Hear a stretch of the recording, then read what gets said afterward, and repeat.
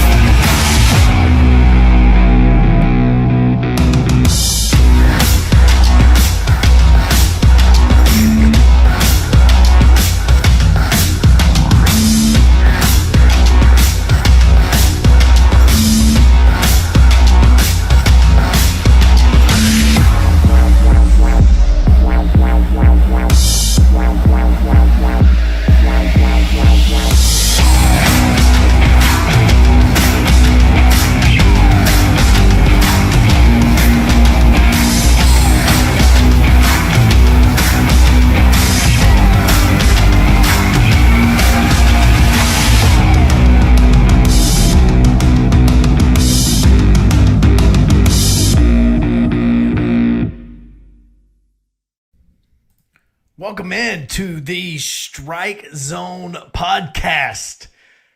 2 games, 2-1.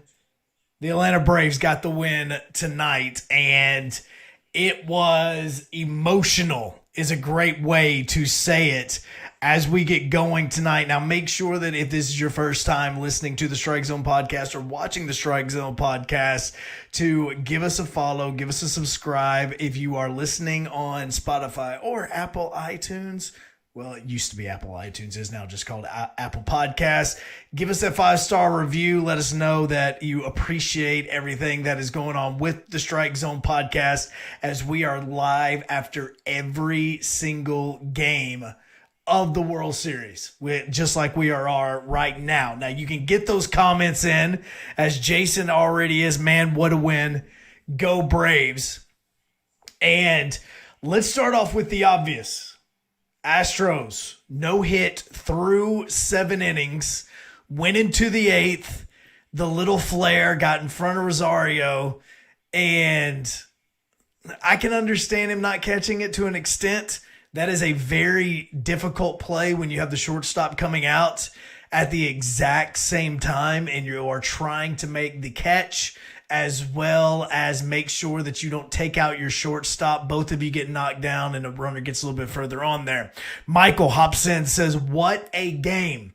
No, I agree. And look, the no-hitter obviously was what a lot of people were talking about, but I'm going to start off by just saying straight up, I didn't care one bit about the no-hitter. Did not care about it. I was paying attention to it because, I mean, it's extremely cool to have a no-hitter going in that late into Game 3 of the World Series, when obviously you know that the only no-hitter that's ever been thrown was Don Larson. And you also know what happened for the Braves back in 95 in Game 6 of the World Series, when Tom Glavine had a no-hitter going in at about this late into it with a 1-0 lead. A lot of stuff kind of sounded familiar with the last win that the Atlanta Braves ever had in the World Series in Atlanta. So, yeah, I was paying attention to it, but at the same time, I didn't care one bit about it. Like, I think that I was more focused on 9 outs, 8 outs, 7 outs. Just keep getting the outs. That is what Travis d'Arnaud hitting that 430-foot home run at in the 8th inning to get the Braves just a little bit more breathing room. Man, that felt so good. And it felt good just because of the fact that you had a lot of people, myself included, knew who was warming up and knew how much and how nerve-wracking it is to see Will Smith come in. But again, look, outside of the one hit by Bregman in the ninth inning, and obviously the stolen bases that came from the hit and all that, Will Smith pitched well. I will continue to say this till I die. Why are you pitching outside to a batter when your team is shifted all the way to the opposite field? Like, again, if you would have been in your normal defensive set, that's a regular ground ball to Ozzie Albies, and it's just another out. That's the only thing. That's the part that frustrates the crap out of me, is when you see what's going on with the shift, specifically with runners in position. Even if runners are not in position, that was just really good hit by Bregman.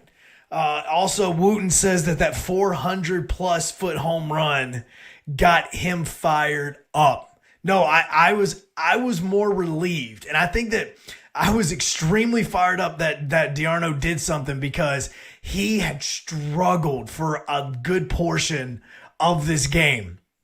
And even a good portion of it, I know that that's his second home run in the World Series, but outside the 2 home runs, he really hasn't done anything. And so it says a lot when you say, he's got 2 home runs, but he hasn't done anything. He hasn't really done anything productive. I think that's the part for me that frustrates me to death, is the lack of productive outs. Like, you go back and you look when the bases were loaded early for the Braves in this game, what happens? You have a pop-up into foul territory and a strikeout. You had runners on every single base. You just hit a fly ball to the outfield, and that can become a productive out. Lack of productive outs is just so infuriating in this. Jason says, as a longtime Braves fan, was just waiting to exhale, counting down the outs the entire time.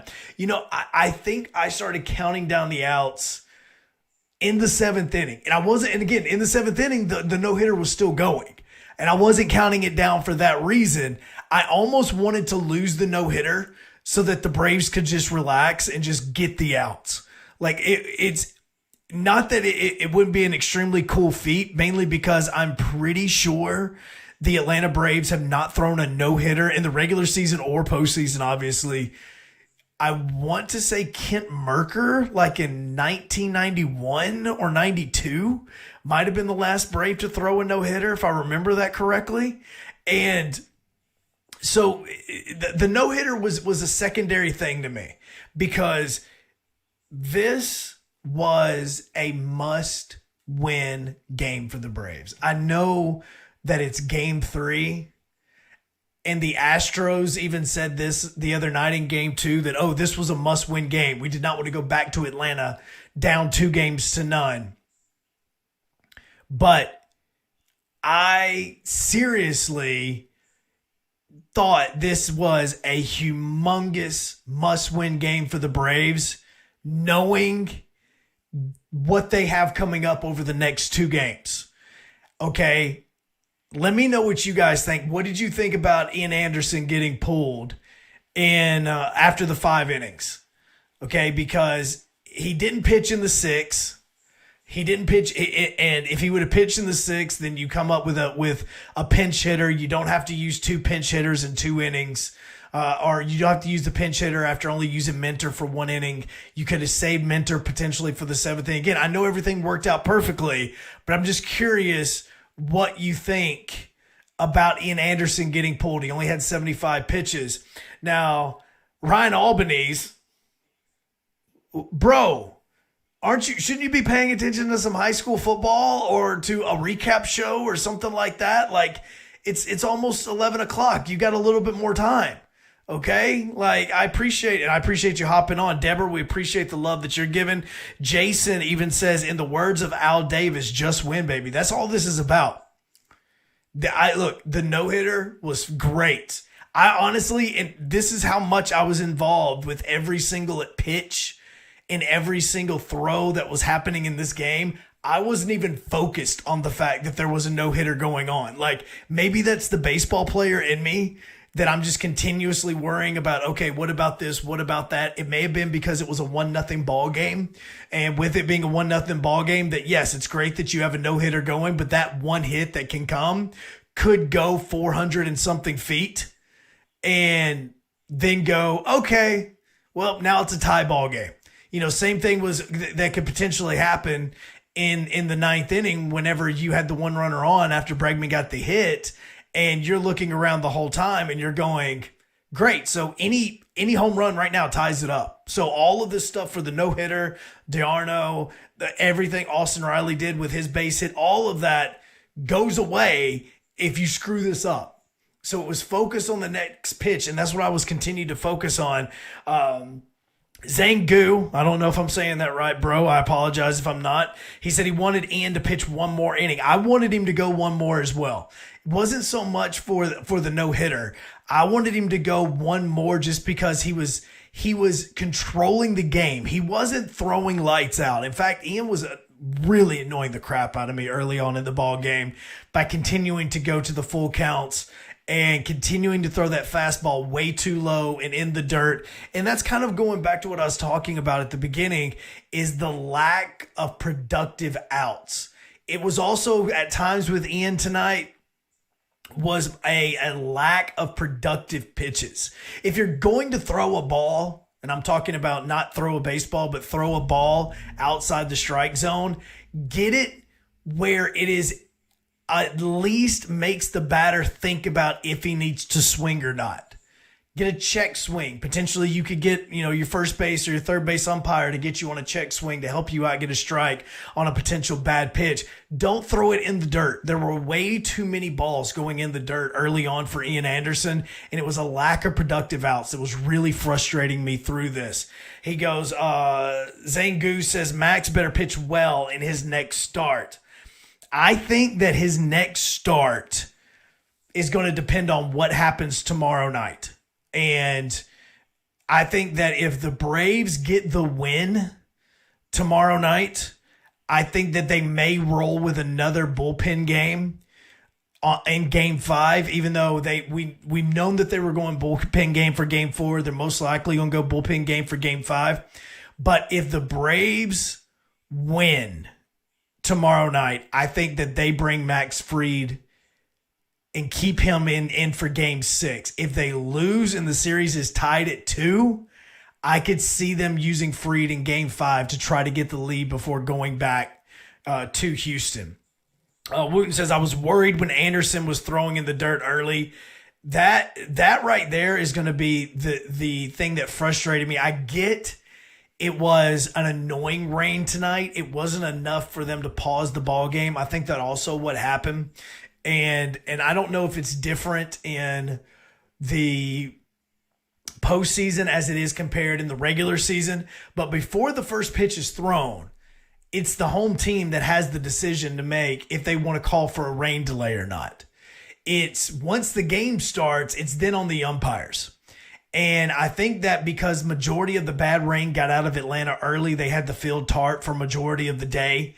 It was more of kind of that light drizzle. It was not too hard where it was going to affect much, but you saw it a lot. You saw Ian Anderson go into his hands a lot, trying to dry up his hands. You saw him wiping it off of his clothes. And the one thing I didn't pay attention to, because they were doing different shots, and that's how baseball is now, is rosin bag usage and things like that behind the mound, just trying to keep that hand dry, because a wet ball, if it is just damp, it's going to give you a great grip because the leather becomes a little bit more tactful. When we were a few months ago, and this was happening in July and June, we were talking about Spider Tech and all that sort of stuff. A damp ball will actually allow you to kind of grip it a little bit better. So that's not a problem. It's when the ball is soaked, that's when you're going to get the sail. And that's kind of one thing that Carlos Correa was talking about in the 8th inning when he threw the one hopper back over to the first base bag. And he was talking about the skipping. There was one, it was talking about the base coming off the grass and the dirt the way that it was. The other thing that he was talking about was getting the ball and throwing it the way that he did to make it do the one hop for Grandal to make that catch. Zhang Gu also says Braves should have built a stadium with a roof. It rains too much in Atlanta. And look, the whole stadium and the retractable roof and all of that, when Truist Park, when it was announced as SunTrust, when that first happened, the retractable roof made way too much sense because I don't know if you've ever tried to go to a Braves game in July or August in Atlanta. It's not fun. I don't care if it's 7 and 8 o'clock at night. It's still not fun. It's hot. It's muggy. It's annoying. It's a horrible game to try to go to. I went to a Sunday afternoon game there last year, and it was just like, I just wore workout stuff. Like, there's no reason to wear anything good. Just wear workout stuff. You're going to sweat your tail off.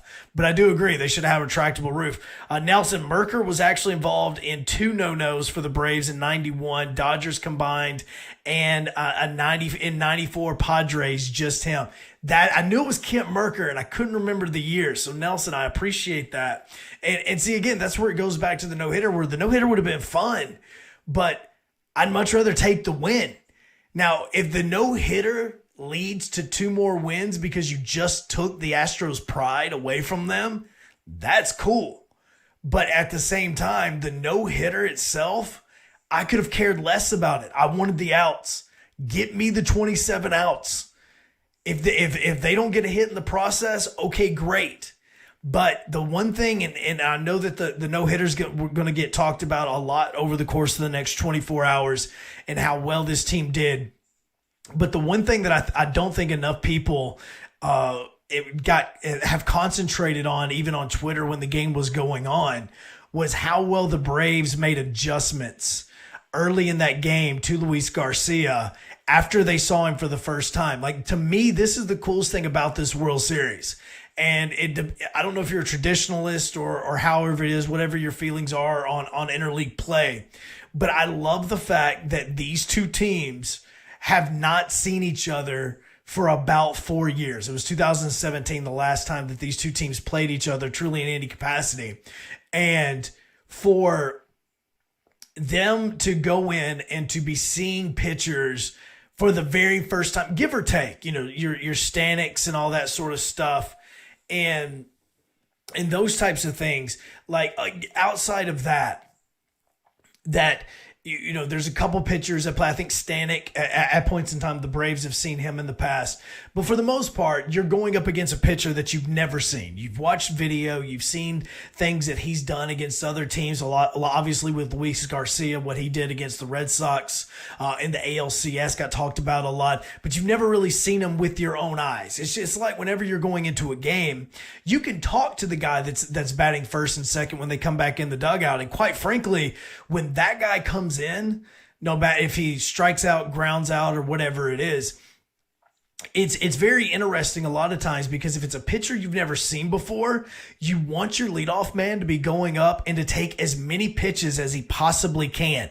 And the reason why you want him to take as many pitches is so that he can come back and tell you, hey, look, change up. Whenever he throws that, you can kind of see it. It's almost like you're using that leadoff man to kind of be like your eyes. And he comes back in, and a lot of times what would happen for us is when that first batter came back into the dugout, no matter when it was, whether it was first, second, or, after the first, second, or third out, whether he got on, whether he didn't get on, no matter what it was, whenever he would come back in, every single batter would just surround him and be like, all right, tell me what you see. Tell me what you're doing. Is he tipping anything off? Can you tell when his curveball's coming? Can you tell when his slider's coming? How's the changeup look? You start learning all of those things. And with the Braves, go back and watch. Through the first couple of innings, when they went through the batting order one time, you saw them going after that slider / cutter. Again, John Smoltz continued to say it was a slider over a cutter because it broke just a little bit more than your normal cutter does. And you continue to see the Braves diving after that pitch, whether it was d'Arnaud, whether it was Jorge Soler. A lot of players kept diving after it. Rosario got called on a check swing for it. And they continued to go after that low slider, low slider, low slider. Then the second time around, they stopped going for it. And I think that's another reason why Dusty Baker went ahead and got the bullpen up so quickly when he did, was because he noticed that the Braves figured out Luis Garcia's pitching really quick. And they basically went up there the second time and they said, look, if he's throwing the slider, it's going to be in the dirt. It's going to start off low in the strike zone. It's going to dip down. Don't swing at it because he's not throwing it for a strike. Make him throw it for a strike. And you saw once they got in through that second time, that's when they got the bases loaded. That's when they got that first run. Obviously, it should have been more, but that was a great adjustment that the Braves had early on in it. Again, I know they only won the game 2-0. They only got one run out of that, but that's also the reason why Dusty Baker had to get Garcia out of that so quickly. What's interesting, and we talked about it with Max Fried in the NLCS from the Dodgers the first time through the second time through, is if Luis Garcia pitches again, probably going to be game 6, if you're looking at it that way, game 6 or game 7. If he's pitching again, watch and see how quickly the Braves jump on his fastball. He was throwing the fastball a little bit high, throwing the slider low and into the dirt. He wasn't throwing it for a strike. And I was going to see how quickly the Braves do get it if this game gets to game 6 or game 7. Nelson says, I think Anderson set a rookie record for most innings without a hit. Look, and look, that's the good thing about Anderson, okay? This is where, if you are a Braves fan, you can go back through the history of the Atlanta Braves. They have tried a lot of different starting pitching, okay? There's been a lot of starting pitching that has come up for Atlanta over the course of the last 4 or 5 years. Some haven't worked. A few have. Max Fried obviously has. Soroka has when he's healthy. But Ian Anderson's the other one. Ian Anderson is the one that when Fried was up, when Soroka was up, a lot of us were still paying attention. When is Ian Anderson going to get called up? When is Ian Anderson going to get called up? And that's where it's interesting with the Braves, and even going into the 2021 season, because of the lack of innings that Ian Anderson had at the major league level, he was still considered the Braves' first or second best prospect around, depending on where you put Christian Pache in that. So to see all of this with the way that the Braves were pitching him tonight and how well and how much he has grown, that guy is becoming a stud in the playoffs. And if you go back through Braves history, there's always been these pitchers that have been great in the regular season, but they just couldn't do it in the postseason. The first one that comes to mind for me is somebody like a Kevin Millwood in the early 2000s for the Braves. It was just like he was your ace early on, but then you get into the playoffs and it was like, bro, we need that key win. And he just could not ever get it for Atlanta. And even a lot of times I want to say that he pitched, again, this is off the top of my head, a game 5. I want to say it was against the Cubs, maybe in 2003. And he was the best pitcher on the staff for the Braves that year, if I remember it correctly, and the Braves got the loss.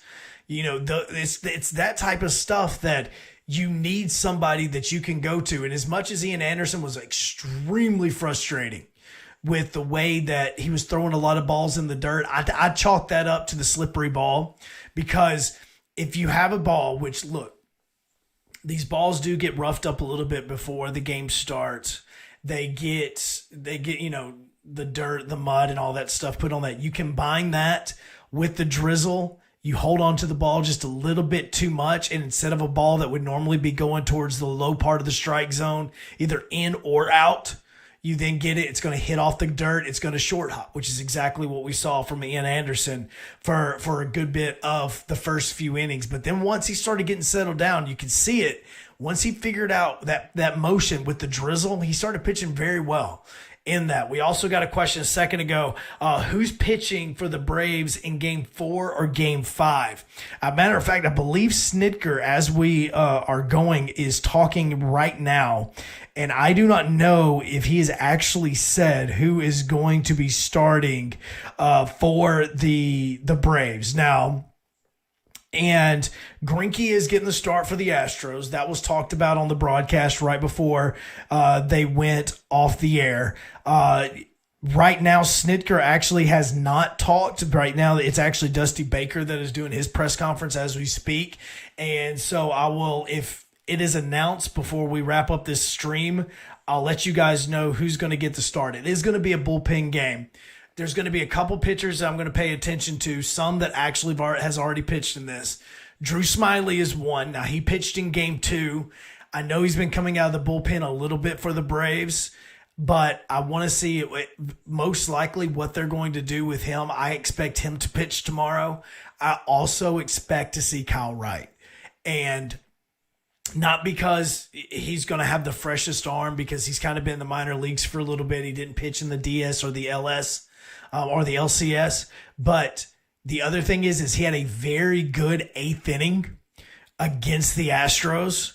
And if the Braves can get 1 or 2 more good innings from him, then it can be extremely beneficial. I know that's not the role that Ian was really kind of wanting going back to last season in the NLCS whenever he was pitching and he was getting the start for the Braves. But it is one that I'm going to be interested in and seeing what's happening. Mark says, too close on the runs. I hope for at least 5 next game. 2 is too close. Great win, but I want to see better, like the first game. And this, again, this game was a little bit different compared to the other games, because in this game you didn't have a lot of the runs scored early on the way that it did. I thought that really in game 2, when the Braves didn't counter punch the Astros, that they turned around and kind of said, okay, let's just get ready for game 3 back in our place and see how it is. Also, there was a prop bet tonight that really kind of frustrated me.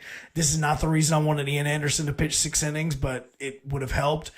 Prop bet that Ian Anderson was going to strike out 5+ batters, and he struck out 4 in his 5 innings. If he would have went out for 1 more 6, I know he would have gotten 1 more. But now we got game 4. That's going to be coming up tomorrow night. 7:09 first pitch again. Zach Greinke is going to be going for the Astros. This is not the same Zach Greinke, okay? Because you hear Zach Greinke and you think of the guy that was pitching for the Astros and the Diamondbacks and the Dodgers and a few years ago. That guy. This Zach Greinke has a 4+ ERA in the regular season. He did get 33 starts.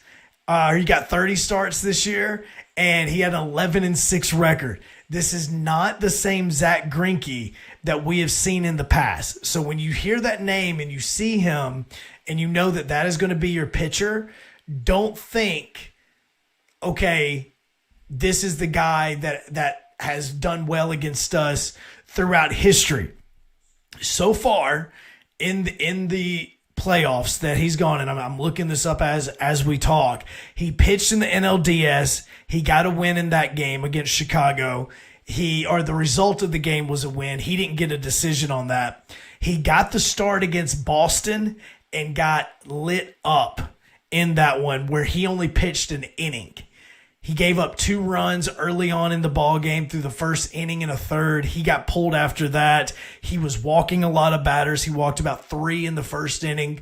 And so the Astros went ahead and pulled him there. So what's going to happen tomorrow night is I really think that you're going to see Atlanta is going to want to see if Greinke can throw strikes based on what he did in the last game.